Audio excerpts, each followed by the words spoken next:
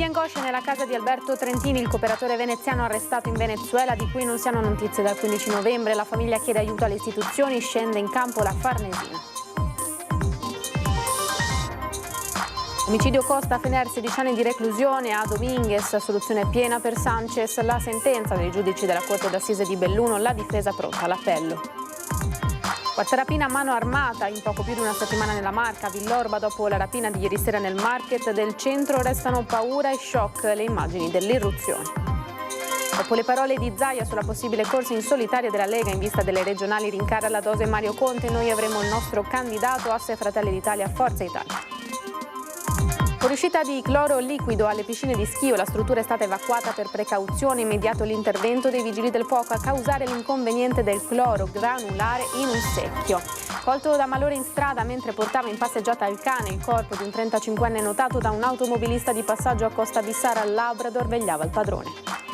Da Cassola a Cape Canaveral per seguire in diretta il lancio di un razzo che porterà sulla Luna un modulo dal cuore tutto bassanese.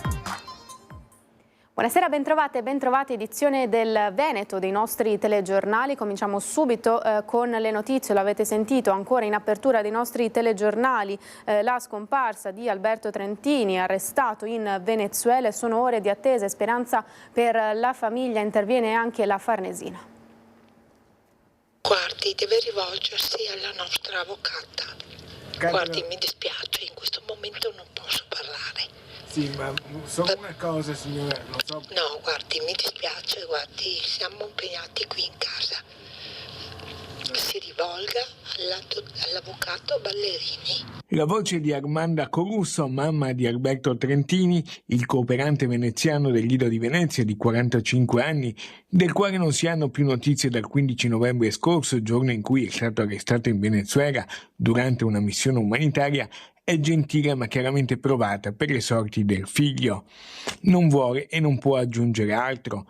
L'usuale tranquillità di via Paoluccio Anafelto lungo la laguna accanto alla chiesa di Sant'Antonio al Lido di Venezia è stata profondamente turbata da una notizia arrivata all'improvviso nelle ultime ore per un'interrogazione parlamentare, anche se i familiari custodivano nel cuore questa terribile angoscia da 2 mesi.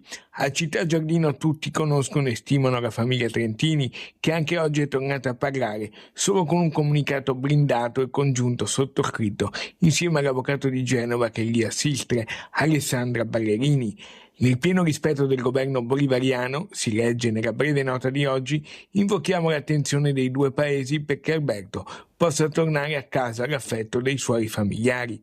La deputata Elisabetta Gardini assicura l'impegno del governo. Il cooperante veneziano detenuto in Venezuela in circostanze che destano molta preoccupazione. Come ha dichiarato il ministro degli esteri Tajani, che proprio oggi ha convocato l'incaricato d'affari venezuelano, il governo sta seguendo e sta intervenendo con determinazione per ottenere la liberazione del nostro connazionale. E io confido che grazie al lavoro di squadra e alla prontezza già dimostrati dal governo Meloni, come nel recente caso di Cecilia Sala, riusciremo a riportare Alberto a casa quanto prima. Esprimiamo pieno sostegno alla famiglia Trentini in questo momento difficile e rinnoviamo l'appello affinché le autorità venezuelane collaborino con trasparenza. Il giornalista Giuseppe Giulietti, portavoce di Articolo 21, pone con garbo interessanti riflessioni.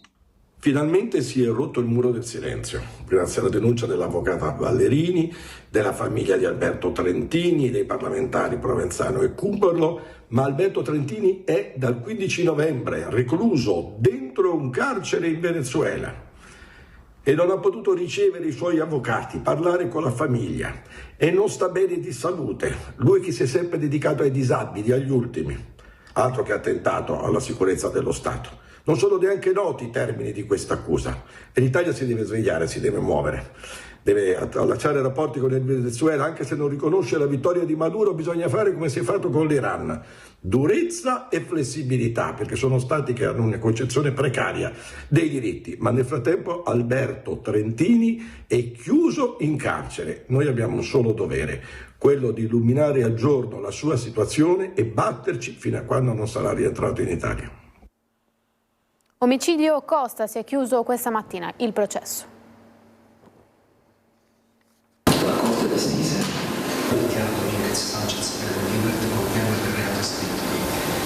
esclusa la potestà aggravante, conosciuta la circostanza attenuante di quell'articolo 62 numero 2 del codice penale, condanna una pena di anni 16 di reclusione. 16 anni di reclusione per l'imputato Pedro Liberto Dominguez. Questa è la condanna decisa dalla Corte d'Assise di Belluno, presieduta da Paolo Velo, dopo meno di 3 ore di Camera di Consiglio, per l'omicidio di Antonio Costa, avvenuto a Fener con una coltellata il 6 maggio 2023. Una condanna a cui si aggiunge l'interdizione dei pubblici uffici e un risarcimento provvisionale di 50.000 euro nei confronti dei familiari della vittima. Vittoria a metà per l'accusa, che aveva chiesto una condanna a 22 anni per Pedro Rivert e l'assoluzione per Junior Sedano Sanchez. Uno scossone invece non da poco per l'imputato e per la difesa di Pedro Rivert, visto che questi, attendendo la lettura della sentenza, aveva addirittura espresso al suo difensore la convinzione che da lì a poco sarebbe tornato a casa. Difensore che oggi era solo Marcello Stellin, dopo la drammatica scomparsa di Paolo Serrangeli, che la Corte d'Assise ha deciso di ricordare con un minuto di silenzio voluto a porte chiuse. Era con me al mio fianco oggi e, insomma, penso che avrebbe sicuramente condiviso da un lato il dispiacere. Ed è così che Stellin ci racconta lo stato d'animo di Pedro Rivert. Insomma, provato e abbastanza sconvolto perché non se lo attendeva, e la prima cosa che mi ha detto è: ma scusami, ma il coltello che è stato sequestrato non è quello che ha ucciso Costa. E anche il tempo di sopravvivenza è del tutto incompatibile con quello che lo stesso consulente tecnico della procura ipotizza. Chiaramente si tratta di una sentenza che dovrà essere analizzata e sicuramente sarà appellata, perché è un errore. L'appello significa un'attesa di almeno un altro anno, anno e mezzo, ma fino a sentenza definitiva per Pedro Rivert va applicata la presunzione di innocenza.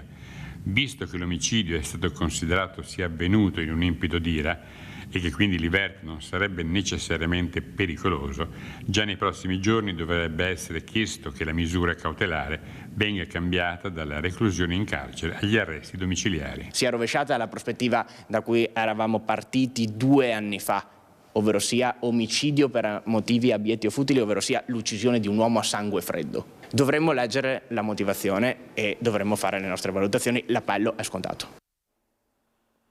Villorba, nel Trevigiano, un'ennesima rapina a mano armata, la quarta in poco più di una settimana, al video dell'irruzione.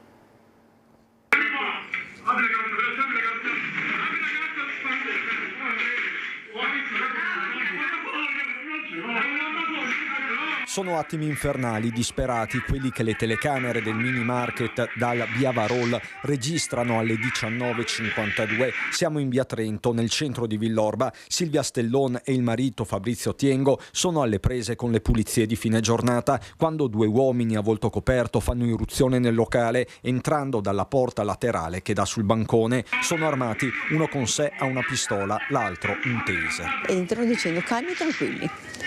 Attraversano la pedana, o forse solo uno, comunque si recano tutti e 2 verso di qua. Mio marito era là sull'angolo e lo prendono un po' di mira lui e me, lasciano un po' in disparte e cominciano a dire che vogliono la cassa. Volevano le chiavi della cassa e puntandomi la pistola alla tempia. In quel momento volevo anche reagire, di dire verità, però c'era sempre lei come ostaggio.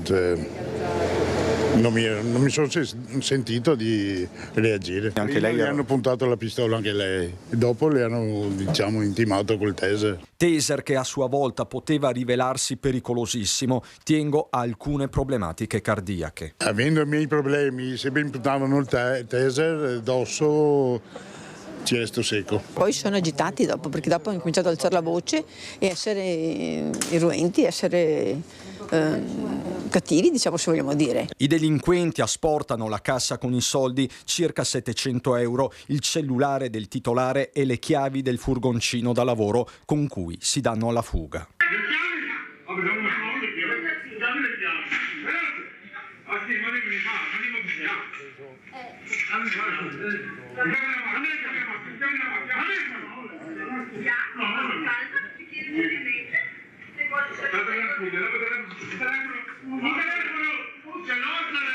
Neanche un minuto. una cosa velocissima, volevano fare tutto veloce, cercavano di essere rapidi. Il furgone aziendale viene trovato già in serata a Macerata. I ladri erano arrivati in via Trento a bordo di una Fiat Panda bianca risultata rubata a Campo San Piero il 6 gennaio. Devi riaprire perché devi riaprire. La paura, adesso vediamo un attimino da mettere altre telecamere fuori.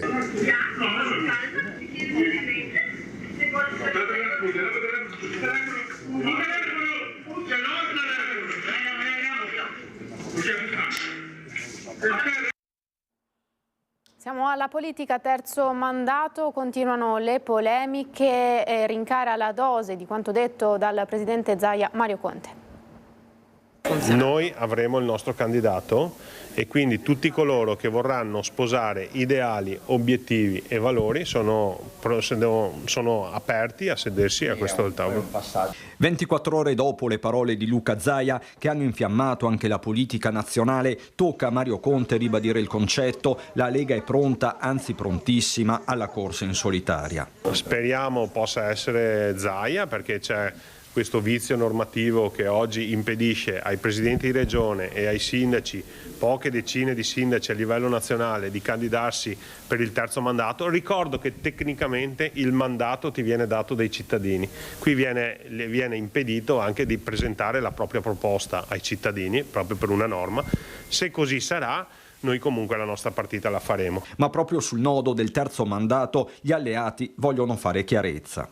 Oggi c'è il limite del mandato e c'è un limite del mandato voluto dalla Regione del Veneto, voluto da questa maggioranza, e mi permetto di sottolineare, voluto dal partito di maggioranza relativo in Consiglio regionale, cioè la Lega. Il tema deve partire da questo, altrimenti sembra che il governo di centrodestra, che è lo stesso governo in termini di coalizione politica, che è quello che governa il Veneto, si sia messo ad attaccare il presidente della Giunta regionale del Veneto, Luca Zaia. Non è così, la legge dice 2 mandati e basta. Insomma, una decisione boomerang. Zaia sbaglia a personalizzare, dice il coordinatore regionale meloniano Luca De Carlo. Su questo c'è piena convergenza con Forza Italia. Non bisognerebbe mai personalizzare le situazioni politiche né personalizzare le leggi, cioè pensare o sperare di modificare una norma nel momento in cui questa norma serve a te. Questo ha detto Luca De Carlo, ma lo condivido. Mi sembra più quasi un'ultima spiaggia, sembra più quasi richiamare un contesto elettivo ad personam, cioè siccome interessa a me deve essere sbloccato. Tensioni nel centrodestra, dunque Gasparri, Forza Italia dice sfameremo Zaia. Ha detto che ci sono persone che vengono sfamate da anni in Parlamento, quindi questa parola non educata l'ha usata Zaia. Si scusi e si parli con un linguaggio diverso, per cui non è che lui può offendere le persone. Il termine sfamare, che io non uso mai, l'ho preso da Zaia, che l'ha usato ieri riferito ai parlamentari che verrebbero sfamati.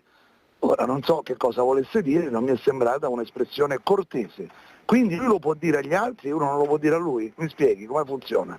Sfameremo Zaia, ha detto Maurizio Gasparri durante un dibattito televisivo nazionale, aprendo un nuovo squarcio nel centrodestra, ma quell'espressione, dice l'Azzurro, altro non è che una citazione dello stesso governatore. Sul terzo mandato non accetto lezioni da bocche sfamate da 30 anni in Parlamento, le dichiarazioni precise di Zaia pronunciate in conferenza stampa che a Gasparri non sono proprio andate giù. Quindi Zaia dovrebbe scusarsi a questo punto, lei dice? Di quella espressione certamente sì. Poi un conto è il dibattito sui mandati, sui non mandati, che è legittimo, ognuno può pensare quello che vuole.